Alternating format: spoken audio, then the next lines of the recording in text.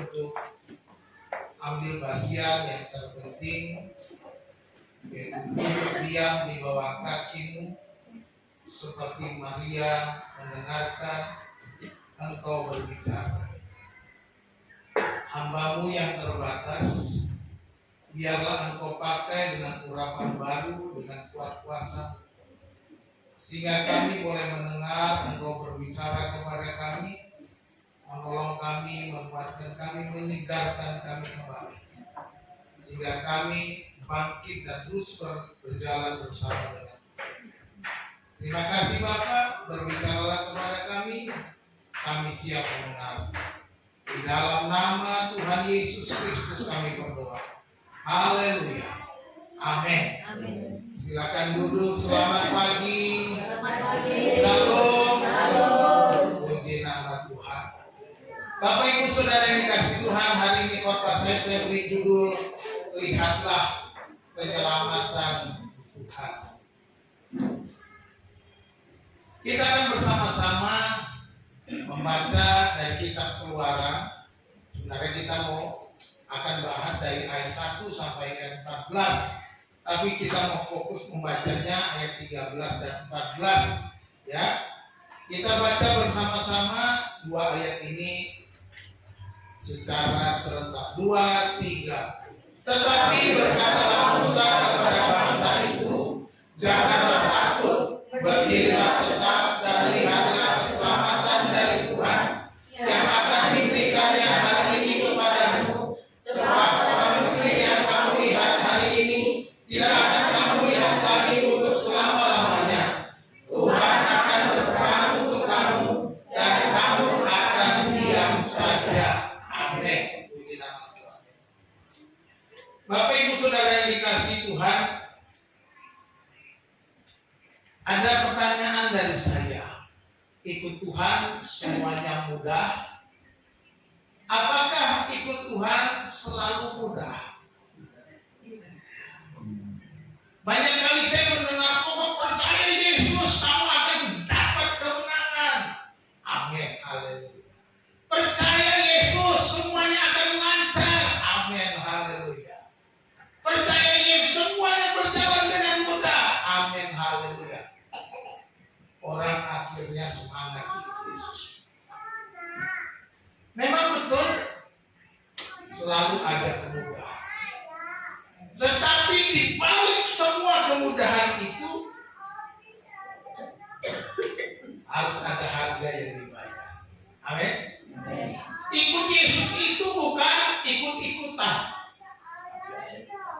Ikut-ikutan orang tua, ikut-ikutan teman, ikut-ikutan siapa lagi? Pacar. Jangan ikut Tuhan itu karena ikut-ikutan. Ikut Tuhan harus benar-benar tahu bahwa ada harga yang harus dibayar. Yesus berkata, barang siapa tidak memikul salibnya dan mengikut aku, ia tidak layak bagiku.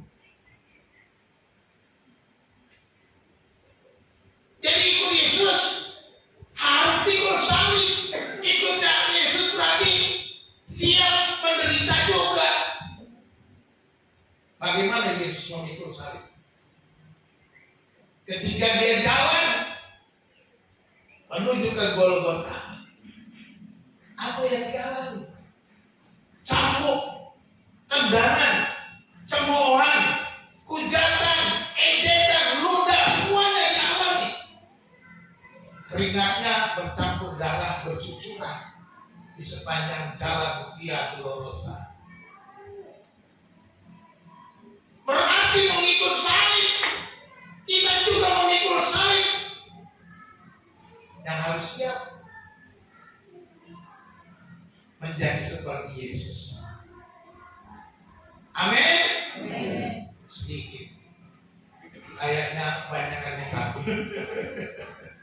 Kalau bicara penderitaan, mungkin kita mikir, Bapak, jangan saya. Kalau bisa saya gak alami penderitaan, saya juga mau. Tapi ikut Yesus tidak mudah. Ya, ikut Tuhan tidak selalu mudah. Perjalanannya harus memikul salib.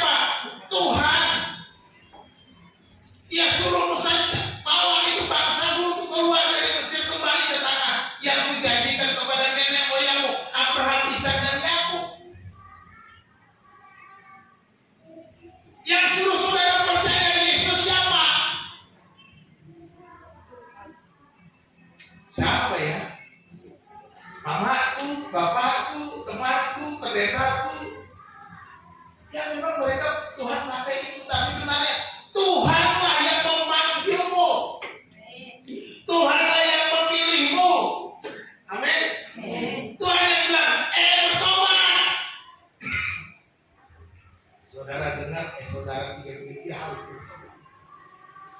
Jadi perjalanan kita itu sama seperti orang Israel keluar dari Mesir. Orang Israel ketika keluar dia terpojok dan dikejar oleh Fir'aun. Ini pertanyaan ini dari Mesir ini terus sampai ke tanah Prabu di Jericho. Itu. Mereka keluar, tetapi dibawa ke tempat yang terpojok di padang gurun, di mana mereka menghadap laut terberat, dan kemudian Fir'aun dikeraskan hatinya oleh Tuhan sehingga dia mau ambil lagi bangsa itu kembali lagi untuk menjadi budak-budak di Mesir. Dari belakang dikejar Fir'aun, kiri kanan muka belakang semuanya tidak ada jalan, semua seolah-olah jalan buntu. Akhirnya mereka juga diberikan mukjizat, mereka bisa menyeberangi laut terberat, melewati kemustahilan. Siapa yang bisa nyangka bahwa mereka bisa menyeberang? Inilah kemustahilan. Percayalah bahwa perjalananmu bersama Tuhan akan mengalami kemustahilan. Amin. Jadi walaupun begitu sulit, bahwa ada hal-hal yang mustahil yang akan kita mujizat. Melewati padang gurun, perjalanan 40 tahun. Padahal kalau dipikir-pikir betul banget ke sini, ngapain muter-muter? Muter di sini, muter-muter. Balik sini. 40 tahun. Kadang-kadang kita pikir, oh Tuhan, kenapa aku lewati masa-masa sulit ini terlalu lama? Kok sakitku terlalu lama? Kok sakitku terlalu panjang, Tuhan? Kapan sembuhnya? Tuhan, kok ekonomiku nggak pernah naik-naik, begini-begini, muter-muter di situ, Tuhan. Kapan naiknya, Tuhan? Tuhan, kok aku jadi kontraktor terus, Tuhan? Kapan naiknya? Orang Islam 40 tahun jalan-jalan. Jadi apapun yang saudara alami, ini adalah perjalanan bersama. Amin. Sampai di perbatasan di sini, mereka masuk Jericho, mereka harus mengusir musuh-musuh mereka yang menyeberangi Sungai Yordan, lalu musuh-musuhnya harus diusir dari tanah leluhur mereka. Inilah yang terjadi bagi bangsa Israel. Ini gambaran perjalanan kita juga, penuh dengan perjuangan, bahwa tidak mudah untuk ikut Tuhan. Saudara harus siap melewati berbagai macam tantangan kehidupan. Katakan amin. Ya, berarti harus siap. Besok kalau ada tantangan, puji Tuhan, gitu ya. Puji Tuhan. Karena kita udah belajar dari orang Israel. Kita belajar dari orang Israel, jangan kita ikut seperti orang Israel. Mereka mengeluh, mereka berontak, mereka marah, mereka tegar. Kita harus bersyukur. Puji Tuhan. Kalau ada tantangan, ada persoalan, ada syukur. Amin. Jadi kita belajar hari ini langkah iman mengalami pertolongan Tuhan. Ya, judulnya tadi lihat penyelamatan, itu sebenarnya dari ayat 3. Ya, ada 3 langkah untuk tetap setia berjalan dalam hidup, yang harus kita pegang teguh, yang harus kita ingat, yang kita belajar dari firman Tuhan dari Keluaran 14 ini. Pertama, bahwa berjalan dalam pimpinan. Berjalanlah dalam pimpinan siapa? Ayat 1 berkata, berfirmanlah Tuhan kepada Musa demikian. Ayat 2, katakanlah kepada orang Israel supaya mereka balik kembali dan berkemah di depan Pihahirot antara Migdol dan laut, tepat di depan Baal Zephon. Berkemahlah kamu di tepi laut. Siapa yang suruh? Siapa yang suruh? Tuhan. Mereka pada posisi itu disuruh Tuhan. Kamu berkemah, katanya, tepat di depan Baal Zephon, berkemahlah kamu di tepi laut.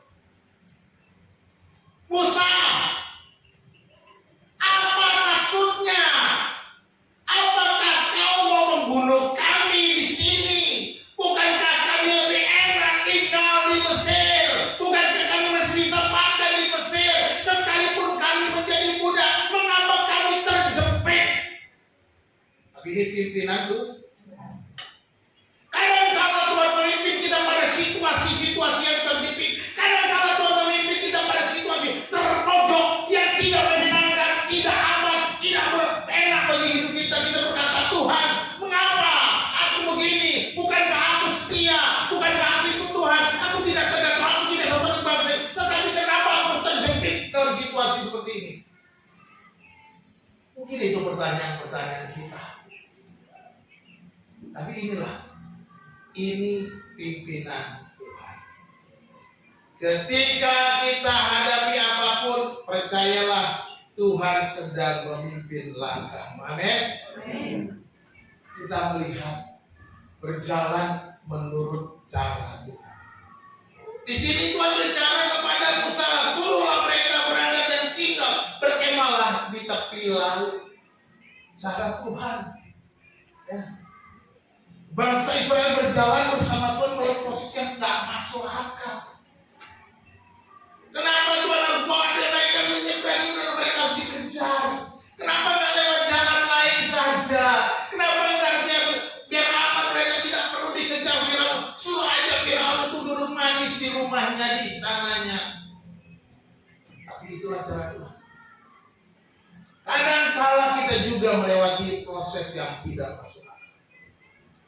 Setelah mereka berjalan dari Gosen dipimpin ke tempat yang terpojok, lalu berkemah di depan Pihahir, Raja Migdol, dan tepat di depan Baal-Zefon berkemah di tepi laut. Itu perintah Tuhan. Kadang cara Tuhan bagi kita menjadi sebuah pertanyaan besar.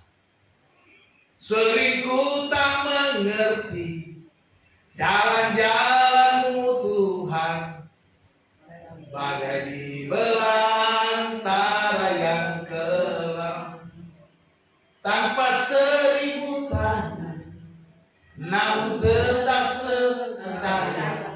Jejak-Mu Tuhan sungguh sempurna. Inilah yang harus kita lakukan sebagai orang beriman. Tidak lagi seperti bangsa Israel.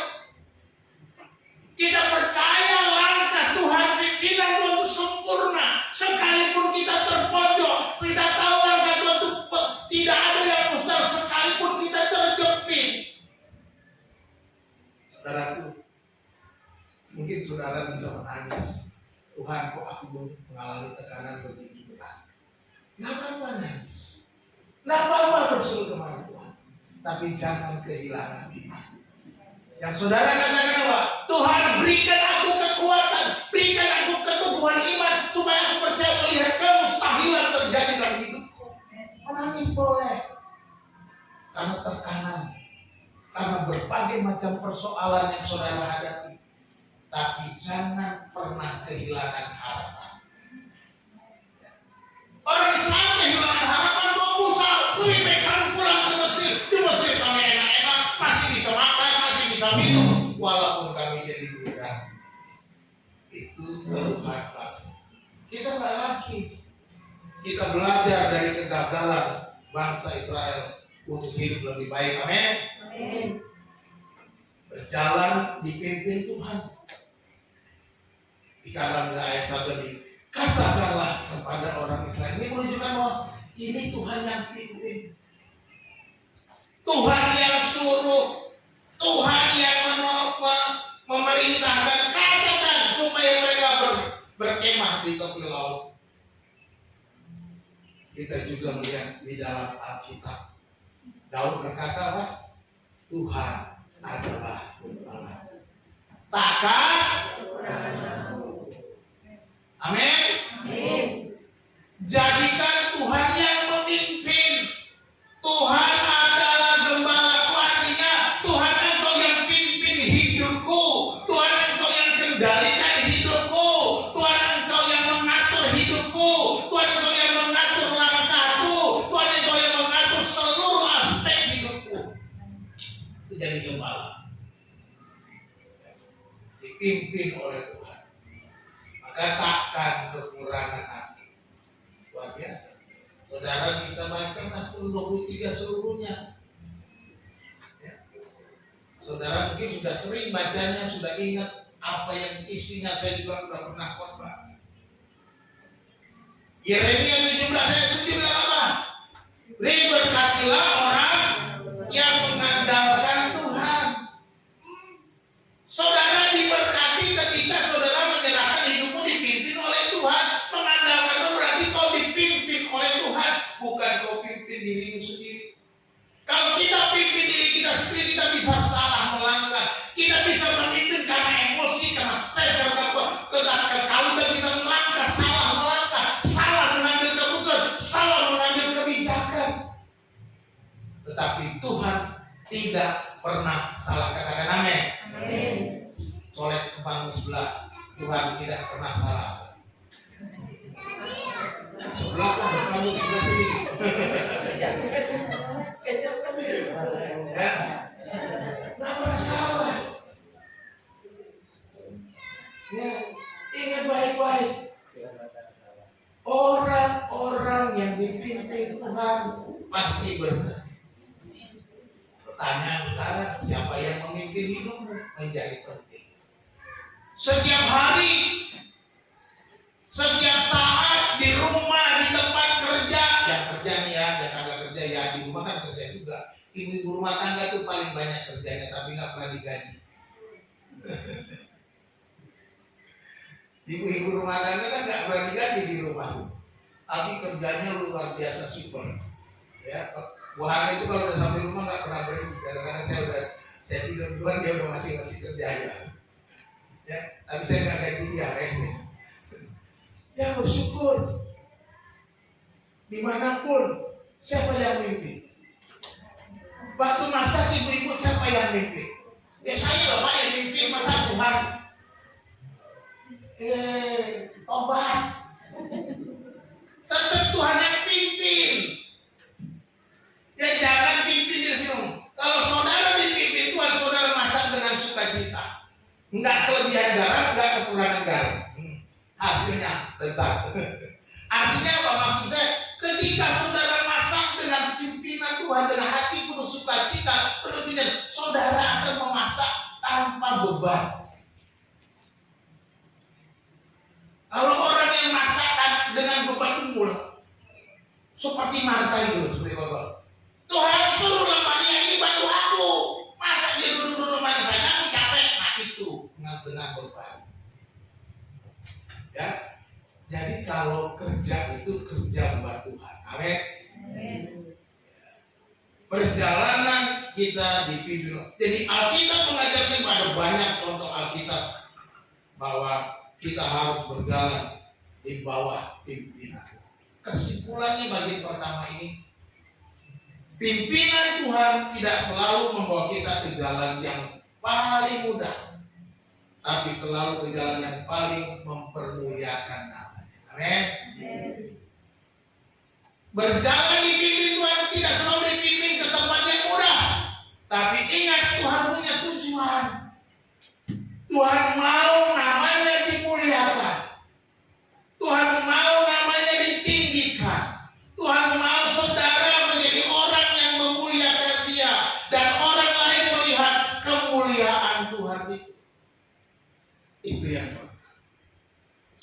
Jadi hari ini yang pertama, langkah yang pertama berjalan dalam pimpinan Tuhan. Tuhan siapa? Kalau Bu Hana gitu kita kata Tuhan siapa? Tanya Tuhan Yesus, gak teriak Tuhan TK. Yang kedua kita belajar mengikuti kan. Bukan hanya dipimpin. Dipimpin kalau nggak mau ikut ya percuma. Harus ikut. Ya, ikut kehendak. Yang kedua, mengikuti kehendak Tuhan. Ayat 3 bilang begini. Maka Firaun akan berkata tentang orang tadi. Firman masih Tuhan berbicara kepada Musa. Ya. Lanjutan dari ayat 1 dan 2 tadi. Maka Firaun akan berkata tentang orang mereka telah sesat di negeri ini, padang gurun telah mengurung mereka.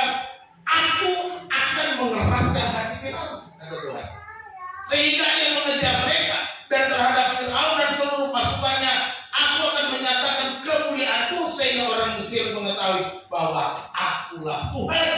lalu mereka berbuat demikian. Yang warna merah itu.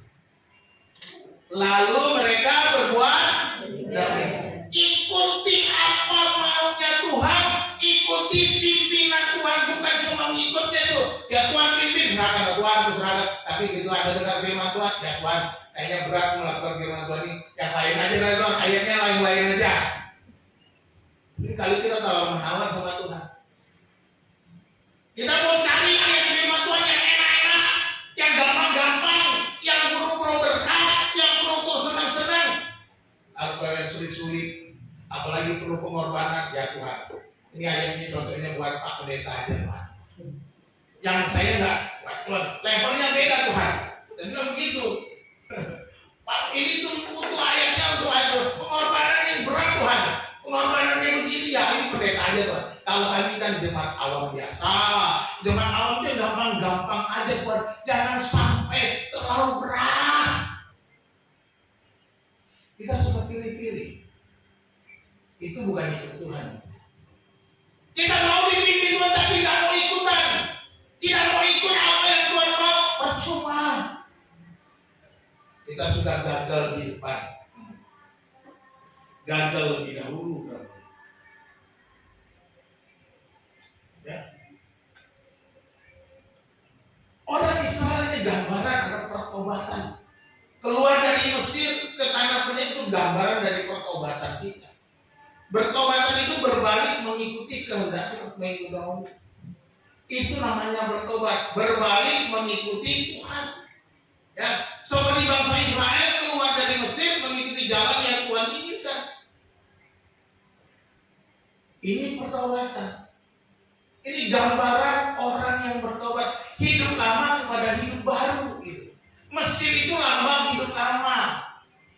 Ikut Yesus itu hidup baru. Kita berjalan menuju tanah perjanjian, yaitu rumah yang kekal, Yerusalem baru. Itu yang kita tuju. Sekarang kita masih muter-muter ini di padang gurun. Saya sudah 60 tahun. Bu Supriyati sudah 70 tahun muter-muter. Wah 71. Ada Pak Andi sama dengan saya. Sudah 60 tahun kami muter-muter. Ya. Tapi harus dijalani. Nggak tahu berapa tahun lagi. Kalau boleh sampai Tuhan Yesus datang, jawab namanya Pak Hardian. Nggak ngalami kematian. Ya Yesus, haleluya diangkat. Wah, ini suatu hal yang luar biasa. Doa saya begitu. Tuhan kalau boleh umur saya sampai Tuhan datang di awan-awan saya diangkat, diubah tubuhnya. Nggak ngalami kematian. Nggak mungkin dong Pak, mustahil dong Pak. Tidak ada yang mustahil bagi Tuhan. Kalau Tuhan datang besok kan saya masih hidup. Ya kan?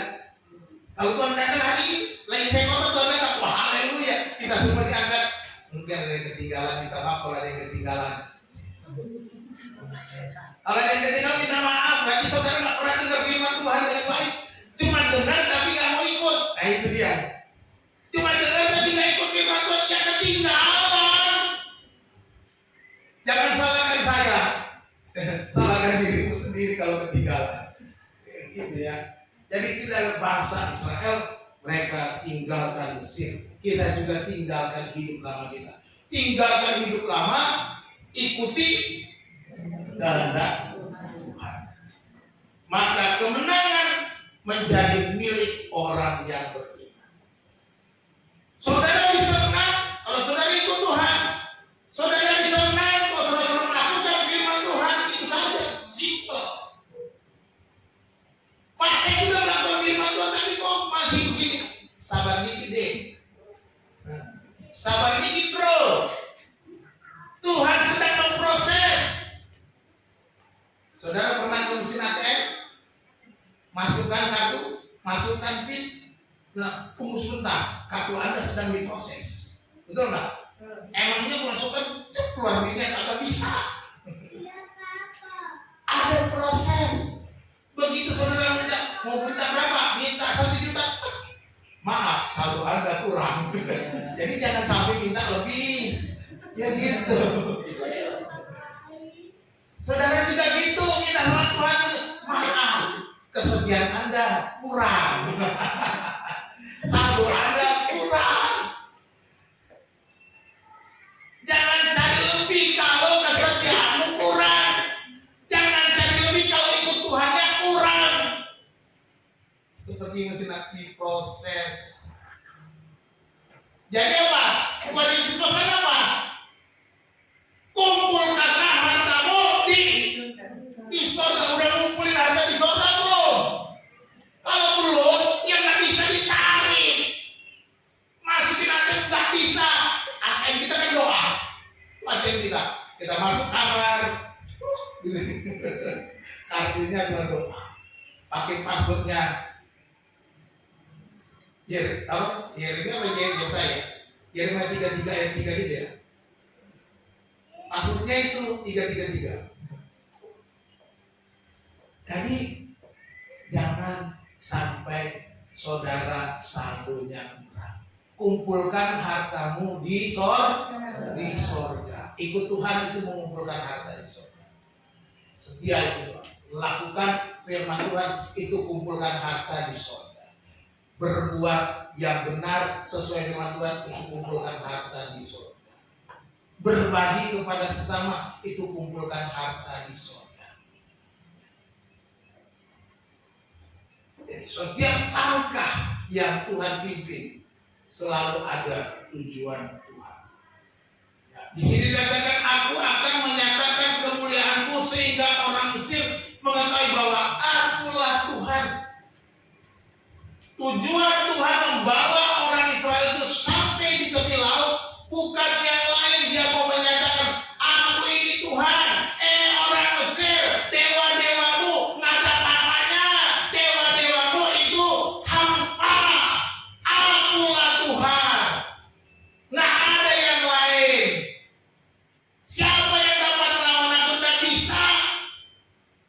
Ini Allah kita loh. Saya mau katakan, kalau dia berkata begini artinya saudara dikasih Tuhan, kita punya Allah yang besar, katakan amin. Nggak ada yang bisa menyamai dia. Nggak ada yang bisa mengalahkannya.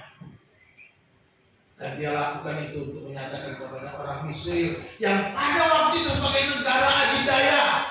Kalau zaman sekarang mungkin seperti Amerika Serikat adidaya hebat. Mesir zaman itu negara adidaya luar biasa.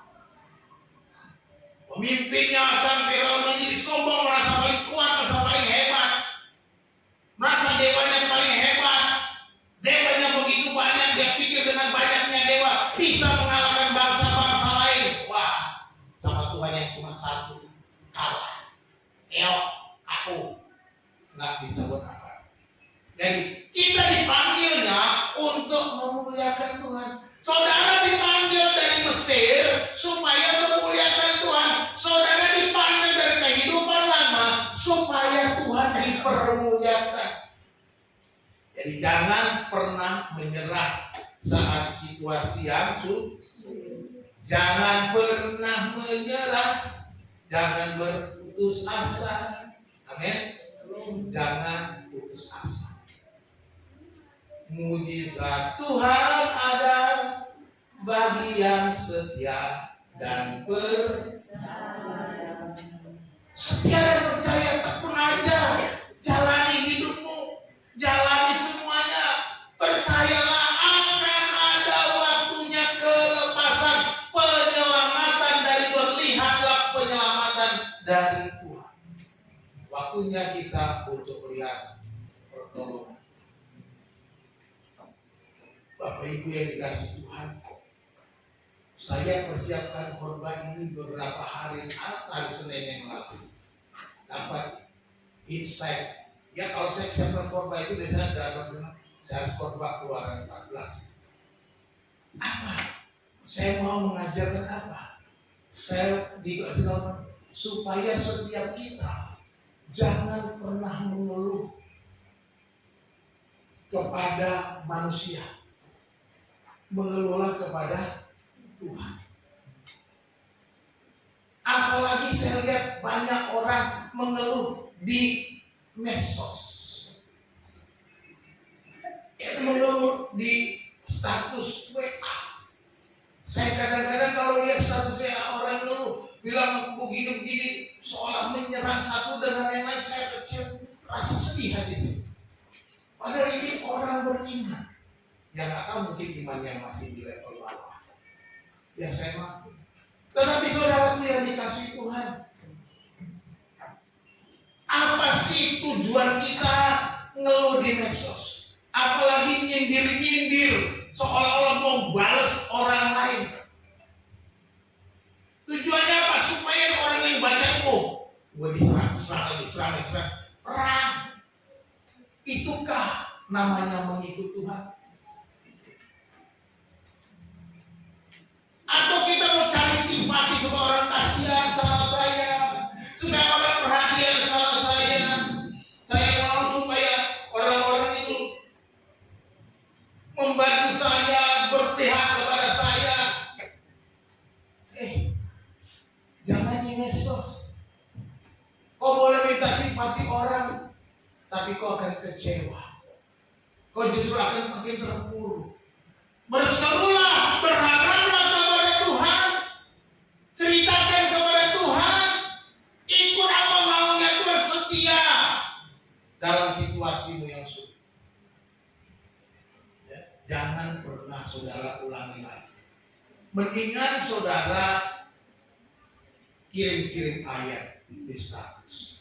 Mendingan saudara membuat status yang penuh semangat, positif, energi positif, membangun orang lain, daripada cuma rasa sakit hati. Mana gunanya? Itu bukan orang yang ikut Tuhan. Orang yang ikut Tuhan dia tahu bahwa akan ada jalan keluar. Tuhan sedang melakukan proses pendidikan bagi saya dalam situasi saya tertekan, saya diejek, saya dihina, saya dicaci, saya dimusuhi. Tapi Tuhan akan menolong saya. Salib harus saya pikul dengan membagikan kasih. Ingat misi kita, membagikan kasih. Bagikan kasih saja. Lepaskan pengampunan, lepaskan sukacita, supaya apa? Supaya saudara penuh dengan sukacita, berkat saudara makin mengalir. Saudara semakin diberkati.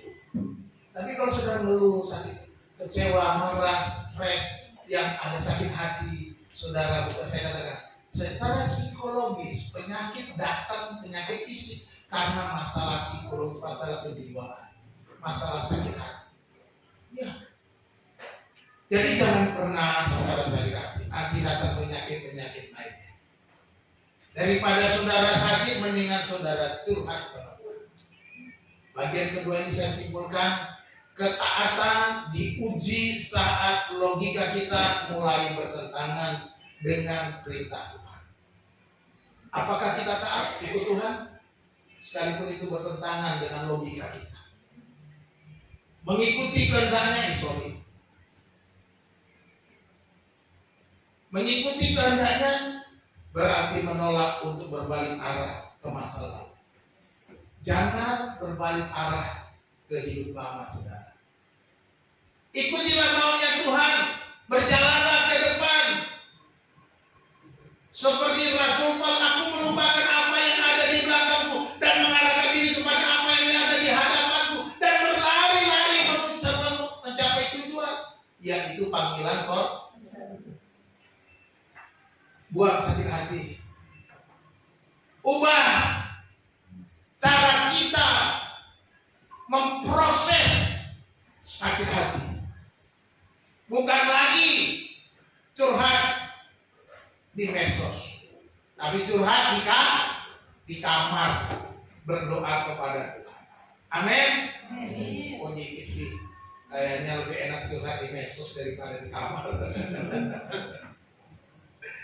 Ya, kita perlu belajar untuk taat itu Tuhan. Gak masuk akal Pak? Ya gak masuk akal, gak apa-apa, tapi ini kata Tuhan. Ya. Hari ini kita belajar satu dan dua, berjalan dalam pimpinan Tuhan dan ikuti kehendak Tuhan. Ya. Inilah langkah orang beriman berjalan dari Mesir ke tanah perjanjian. Pertobatan kita harus berjalan dalam pimpinan Tuhan dan mengikuti kehendak. Dan yang ketiga, berserah penuh kepada Tuhan. Ikut Tuhan dan berserah. Berserah penuh. Di dalam ayat ini kita baca di selanjutnya dalam ayat yang ke 13, 14 tadi yang kita sudah baca. Ini mereka berserah. Diajarkan supaya berserah penuh, enggak usah AIUEO lagi. Ya. Tetapi berkatalah Musa kepada setelah Tuhan berfirman kepada Musa, Musa bicara kepada bangsa Israel. Janganlah takut, berdirilah tetap dan lihatlah keselamatan dari Tuhan. Ya. Lihatlah keselamatan dari siapa? Makanya judul khotbahnya lihat penyelamatan. Lihatlah keselamatan dari Tuhan yang akan diberikannya pada hari ini kepadamu. Sebab orang Mesir yang kamu lihat hari ini tidak akan kamu lihat lagi sampai selama-lamanya. Menarik. Kita baca sama-sama.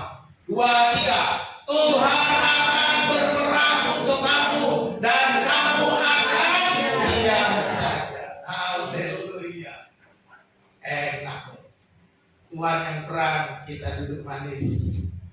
Mau begini? Ikut Tuhan, berjalan bersama Tuhan, ikuti Tuhan dan berserah. Orang yang berserah itu duduk manis. Kamu akan diam saja. Percaya Tuhan sanggup.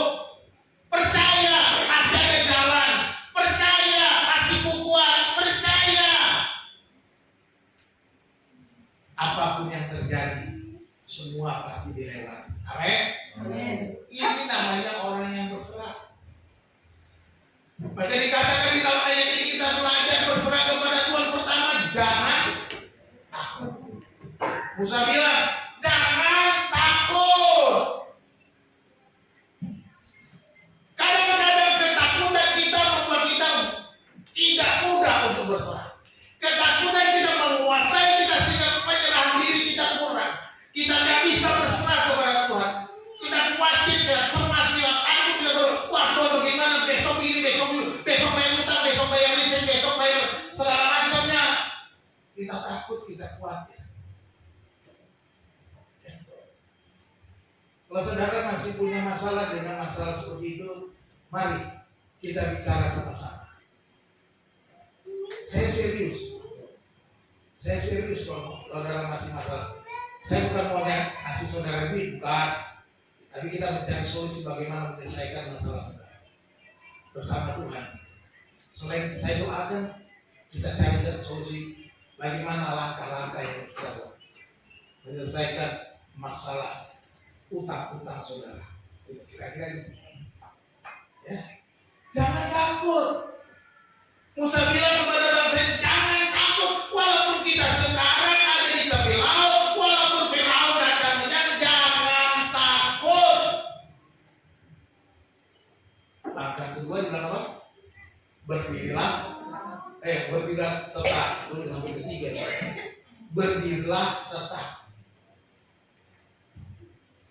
Artinya jangan goyah imanmu, jangan luntur percayamu, jangan hilang pengharapanmu. Ini yang Yesus mau. Berdirilah tetap di atas dasar iman yang teguh, di atas dasar Yesus Kristus, di atas dasar kayu salib Yesus yang sudah menang itu. Diri tetap, jangan goyah, apapun yang terjadi, jangan takut, berdiri tetap dan tetap. Lihatlah keselamatan dari Tuhan. Tuhan berkarya, Tuhan bekerja, Tuhan akan menolong, Tuhan memberikan jalan. Ada selalu solusi yang terbaik dari Tuhan. Katakan amin. Amin. Kau akan lihat penyelamatan dari Tuhan. Kalau kau berserah, maka dikatakan Tuhan akan berperang untuk kamu. Disimpulkan dan kamu akan diam saja. Kita bisa tenang kalau kita tidak takut lagi, kita tetap berdiri dengan iman yang kokoh dan melihat Tuhan berkati. Nantikan Tuhan berkarya indah pada waktunya. Amin. Indah pada waktunya. Tuhan berperang untuk kamu dan kamu akan diam saja, kata firman Tuhan. Inilah orang yang berserah kepada Tuhan. Orang-orang yang benar-benar percaya. Apapun yang dihadapi, kita tetap tenang. Kehidupan baru orang percaya itu seharusnya berjalan dengan iman. Ya. Di dalam situasi yang terjepit, dia berjalan dengan iman. Inilah yang harus kita lakukan sebagai orang yang sudah disakiti, dikecewakan, jangan lupa mengampuni.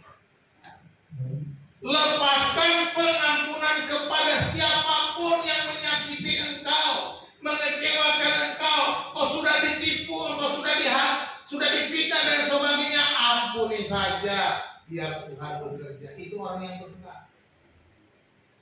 Orang yang berserah hidup mengampuni. Tidak menyimpan balas dendam, tidak menyimpan rasa sakit hati, tidak membalas kejahatan dengan kejahatan. Ini orang yang berserah kepada Tuhan. Karena apa? Tuhan yang berperang untuk kamu dan kamu akan diam saja. Nggak usah kita yang perang. Ngapain kita capek-capek perang? Tuhan sudah siap berperang. Bukankah dia disebut Allah yang perkasa? Allah yang perkasa, El Gibor. Gibor itu adalah pahlawan perkasa. Allah itu pahlawan yang gagah perkasa, yang tak terkalahkan. Amin. Jadi nggak usah. Ini orang yang berserah. Dan orang yang berserah itu percaya Tuhan pasti menolong. Tuhan pasti menolong. Jangan pernah ragukan apa yang Tuhan katakan. Kalau firman Tuhan pada pagi ini berkata Tuhan akan berperang untuk kamu dan kamu akan diam saja, biarkan dia bekerja. Kita boleh bersuka cita oleh karena kemenangan. Kesimpulan poin yang ketiga ini apa? Berserah bukan berarti pasif, melainkan mengalihkan fokus dari besarnya masalah. Di sini digambarkan Firaun kepada besarnya Tuhan. Fokusmu apa?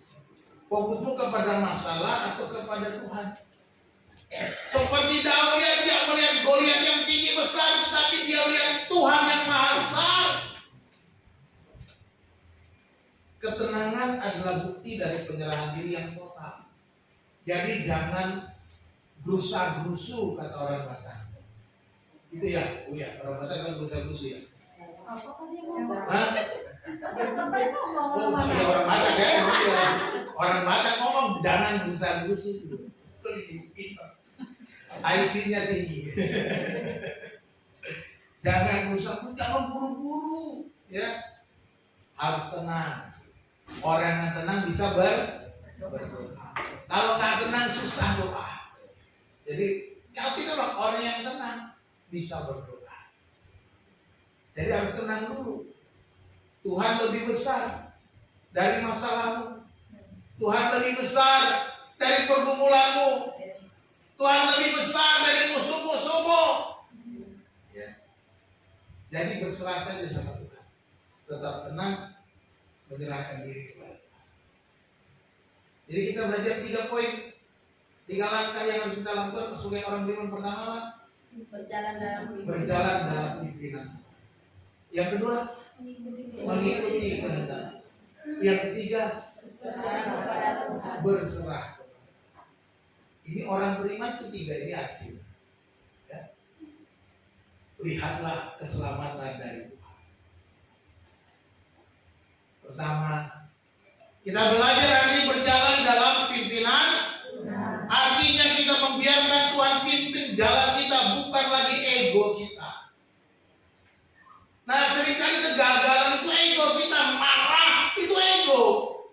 tersinggung, muncul ego. Sehingga kita melangkah dengan ego. Kita merasa, wah ini hak saya malah. Hei, mulai sekarang berubah. Lupakan hakmu. Biarkan Tuhan yang bekerja. Amin. Tuhan yang. Yang kedua, mengikuti kehendak Tuhan.